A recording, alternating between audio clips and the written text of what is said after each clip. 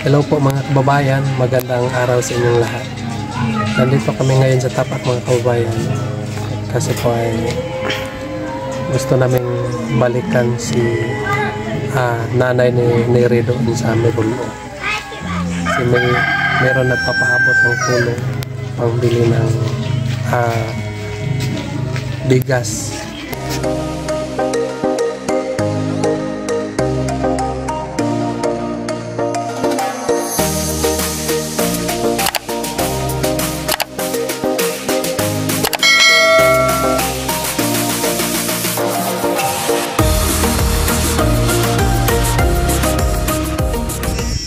Magandang umaga po sa inyong lahat mga kababayan. Kumusta na kayo dyan? Nandito ako ngayon sa Barangay Tapak mga kababayan. Sisilipin namin itong daanan papunta ng Pig-Asuan. So dito yung daanan papunta ng Pig-Asuan mga kababayan. Meron din mga tao dyan sa Purok. Patanungin natin ngayon sila kung pwede ba madaanan ng motor ang kanilang lugar. So dito tayo mga kababayan kasi ito paakyat doon sa Pig-Asuan. Yung kalsada nila, yung bagong widening ay tama lang doon sa taas mga kababayan. Hindi nakaabot doon sa kanilang lugar. So dito yung dinaanan at dito. At meron tayong kumbahan dito mga kababayan. Kumbahan dito sa pupuntahan natin sila doon sa para tanongin natin. Kasi po ay bukas ng araw, bukas ng madaling araw mga kababayan. So pupunta kami dito ng PB team ng Davao. So kaya ay naparito ako para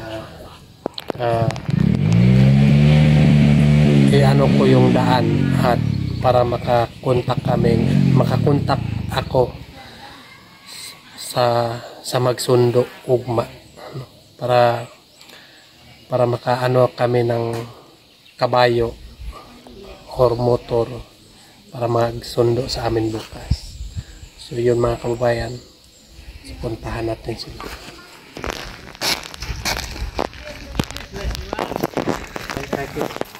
Sumapian na Sam. So ito mga kababayan ay taga Pig-Asuan. So naparito ako kasi gusto kong itanong sa inyo kapag pwede ba madaanan ng motor papunta sa inyo. So si Sir Paul pugumbiyahero og ondi kasab Pig-Asuan. Kana andini akong to so para kuha pag-iinsa ako. Pwede ba kawayan sa motor, pwede ba kawayan sa kuda. Kundo ba kuda dito kaniyo para kasundo si Sir Paul asam kay kasundo kay. So asam og andini ka pugong biyahero kaniyo bisita at lugar niyo. So para kasi sa motor pwede pa kay bayad motor diya. Pwede pa sa Aldo ra. Kunto ako pwede. Pwede na kung sila ka. Panpan do. Pero kasi sa kuda, pwede po kuda. Pwede. So sure kuda. Kung okay kun do kuda mapapat. So sakayan to. Pasakayan tad kay Sir Paul ka. Kaso sa bakang kuda. Tapos kurumpat sa daw si Madam Yula pasakyan na po datong kabayo. Kanya panawag ra kasom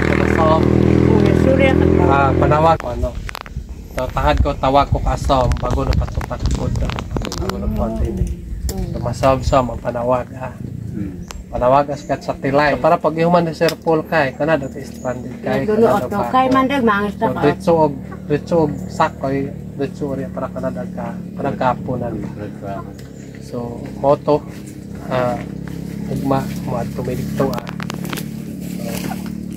kung namoy kamot dito og kuan mais no para idalit po dato kay Sir Paul no? Dapat tayo ay magpapasalamat po sa kanya kahit kahit po ay mahirap yung daan natin pero gusto niyang abutan para makatulong lang at makita yung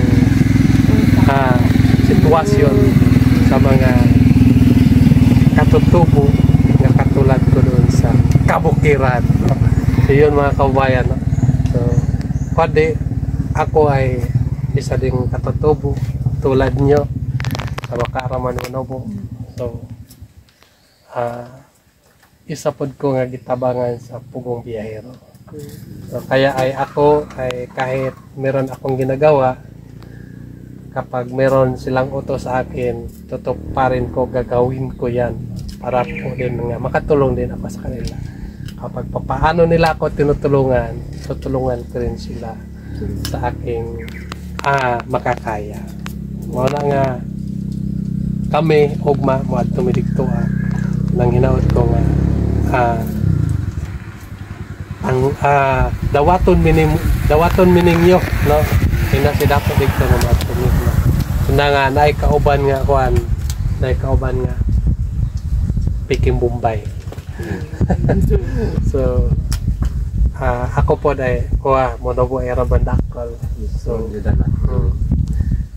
tapos nakagdumakay kay Sir Paul pibitin sa Davao. So kasom na araw pagkita-kita rito pohon, no? So pamadag ka mo problema ro tuwan at ka mo mangayo rin. So nakatakid at pakanta na kultura usahay no dog yun sika sa mamangayo no do kag mokog sinabot pa istorya nagmamangayo o base kon kuwas lahi man ka kultura ta bisan kon si kanta ka nakasalo basta kakita kid result, no? So ganun kasi yung kultura sa mga katutubo, mga kababayan, nga kahit hindi tayo ang may kasalanan, pwede tayo nilang paslangi kapag makita tayo nila doon sa daan. So kaya ay i-clear natin kung wala bang ay mga pangayaw, kasi po ay alam naman natin nga ang tribo ay merong silang sariling balaod, no? Sa kultura. So mao nga sa akin din naman ayos lang na sa akin naman ay wala akong wako'y pagsupak sa balaod. Ang gusto lang nako nga ang makasira, makadaot nga balaod dito sa kultura. Ato nang kuhaon na ang gidato na, no? Ang makadaot patula pintahay kanang ipaasawa nato atong mga anak bisag bata pa. Kultura man na, di ba? Bisag waro na kung uyab pag asawon ta. Kultura na. So dapat ato na lang ng kuhaon. Ato na lang kini nga kultura, ato na lang kuhaon kay makadaot ni sa atong kabataan. Wala yun nang nga dili maka human og eskwela ang atong mga anak tungod ni anak. So atong buhaton kuhaon na lang gyud nato na kanang wad-on nato ng kultura. Mo na nga ang kapaning kamot yung gyud nato nga asa maanak sa eskwela at tagyan. Ay nga no, diha sa kabataan, diha mausab ang atong kinaiya. So, wala siguro, ugma. So, manawag na ko gradso. So, kana ka, hindi tayo kaso. So, daya. So, salamat. Takuhanin. Ako umaman diya ka radyo. Oh, yeah. Nandito kami ngayon sa tapat mga kababayan.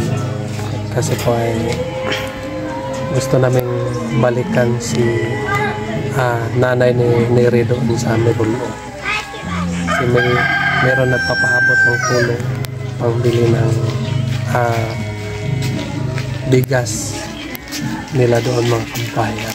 So dito may tindahan dito. So dito tayo bibili ng bigas. So abangan nyo na lang ang kaganapan namin.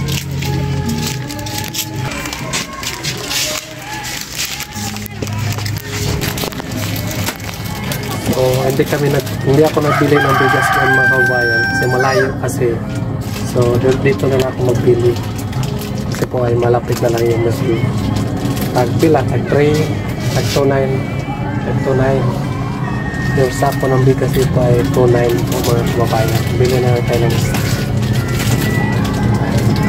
pilak na pa. 24 lang tinapa.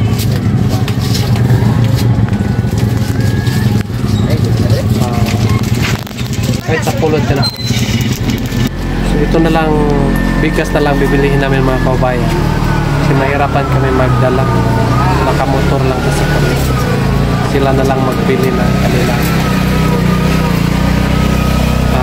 uulamin doon. Meron namang mga tindahan din doon. Sila na ibahala ko. Kasi mahirap yung motor namin, walang makargahan. Itong isang sako na lang ang bibilihin namin. Dalawa yung motor namin, doon ko na lang ikarga sa kapila yung isa.